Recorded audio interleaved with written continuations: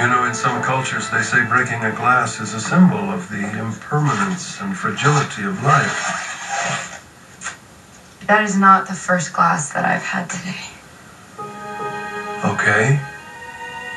The first glass of wine that I've had was this morning in my pajamas. And you're here to blame me. I'm not here to blame you for my problems. I'm responsible for what's going on. All this angst over a mid-morning pick-me-up? I went to lunch yesterday and I ordered a glass of wine. Civilized? And then it turns into 3. Oh, I see. The old bottomless wine glass trick. I could have sworn it was only 1. What well-meaning soul pointed it out to you? Olivia, and she runs to Dante with her concerns. Overprotected mother-in-law. And then Tracy brings it up. Well, Tracy's overly sensitive about some issues. Well, Maxie comes over to my apartment and then she starts to bring it up. There you are in your jammies, knocking one I back. don't feel like I have a problem. Maybe you don't. But of course you would say that. How can you see that I'm not acting like myself if you don't even know me anymore? How could you know me when all you ever do is disappear? Fair enough. Do you even know what it's like to have everybody in town see you except for me? Everybody gives me a Luke sighting like you're a freaking comet. Well, I've been busy, babe. You've been busy. You've seen Ethan. You went to Tracy's wedding. Has it even occurred to you to congratulate me on mine? Newlyweds need space. I don't need space. I don't need space. I need a father who can tell if his daughter is turning into a lush. Is that what people say is happening? I can't wait to tell me that my life seems like it's empty and I'm filling it up with a Chardonnay glass. And given our family history... I know. The curse my father gave me, I gave to Lucky and now to you. This is not me blaming you. This isn't some genetic disposition. I wouldn't fight you if you did. This problem is mine. So you think you do have a problem? Everybody close to me seems to think so. They've told me in not so subtle ways. And do you deny it? Yes. But then Maxie shows up at my apartment and she's pulling glasses and bottles out from everywhere and lining them up like a gallery display. Yeah. Evidence for the trial. Exhibit A, the slippery slope. To have everyone tell me that I have a drinking problem, accusing me. It sucks, doesn't it? Because it's what we all did to you. Everyone says that they mean well and they're just trying to help. Lulu, there is a whole world of difference between a couple of extra Pinots and a lifelong marriage to John Barleycorn. You know what? Don't make this about you. This is my situation. Don't make it about you and your pointless misery. Well, maybe all misery is pointless. That's what you believe? After the intervention, I knocked around for months, believing fully that all we are is a bunch of random carbon particles stuck together, slamming around in the universe. And now? Now I'm back and I'm sober. And I'm concerned about you. Why? Because I have been too absent in your life. I don't know what's going on with you. And I do love you.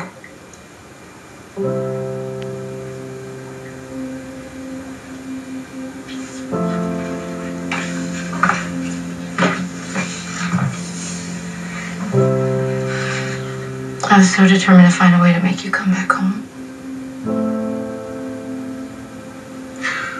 I just wasn't ready to come back, sweetheart. Looking for you became my entire life, and it was more important than the man that I loved. Well, that's terrible. That should not have happened. I'm so sorry. Once I stopped looking for you,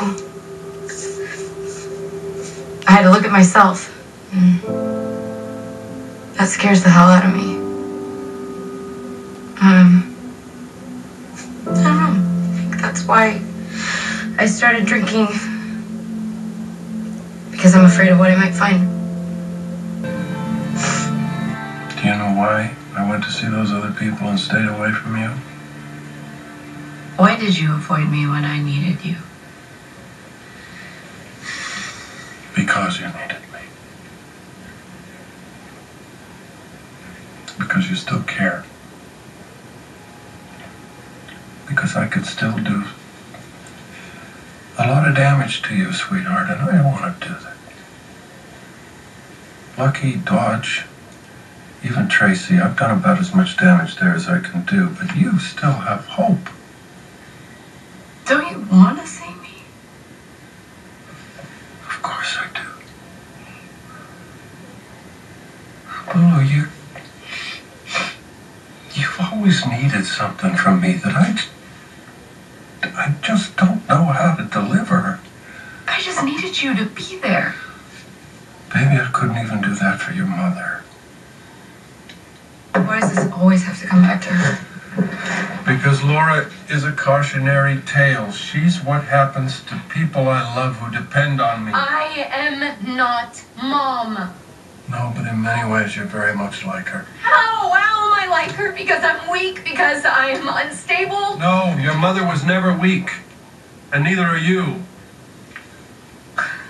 She became fragile. She became unstable because of a life of instability. She's not as fragile as you think. I'm not as fragile either. I didn't say you were fragile. I said that you love so deeply. You hold on to hope beyond reason, and in that way, you are like your mother. Then I'm proud that I'm like her. You should be proud. But I'm like you, too. I know that the world is a bitter, angry place with people who are just out for themselves, and I trust, but I don't trust too easily, and I love, but I don't... Ow! Oh, here, let me see. Come here, let me see that. Oh, baby. Oh.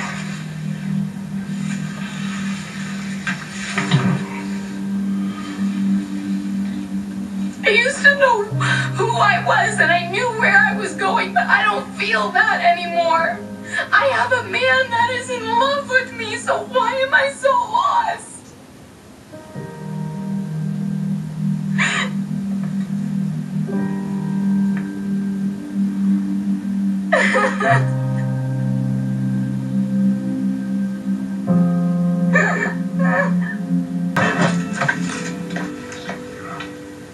I've missed you. I missed you too, big girl. You shouldn't stay away from me because you're afraid you're gonna hurt me. It's like it or not, you are my dad. Hey, whoever said I don't love being your father? You have a funny way of showing it. I know. You know, I did try hands-on parenting sporadically. Never worked. The roof always came falling in. But with you, I just wanted to make sure I did as little damage as possible because I don't have the answers, Lulu. I'm nobody's hero. But I know you. I've seen everything. All I've ever wanted for you is that you put your life together just the way you want it to be. But there's so many people who want me to be one way or another, and maybe I need your voice to sort them out. My voice is not always kind. That's fine. I'm fine with brutal honesty. I might not always listen. No, you shouldn't always listen. I might get angry and shut you out. Well, of course you will. You're my daughter. But there's one thing you can always count on. I'm all for you being you. I am all for you being you, too. I've waited a long time to hear you say that. Actually, one more thing. You're better when you're with Tracy. Tracy's a happily married woman.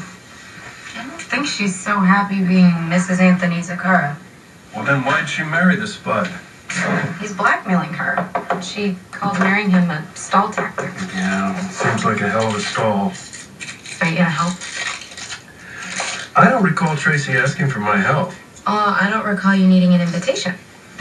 When did this conversation become about me? Because it's always about you. All right, touche. I just want to see you happy. It would make me happy. What else would make you happy? I am happy. I've married the man of my dreams. I love Dante. I love our marriage. I think I want something. I want something that is totally mine. You know, baby, it takes a lifetime to find out what that is. And then, it changes. Well, then I guess I just want to be okay with the path, and I want to be okay with being a work in progress. You want to be able to have a glass of wine with your husband and not have a referendum on your life. I want to know who I am and be happy with that. Well, I'll tell you what. If it's a long, bumpy road to get there, fire up the engine, because I'll take that ride with you. I think things do happen for a reason. Maybe they do. Got us talking like this again, so I believe it.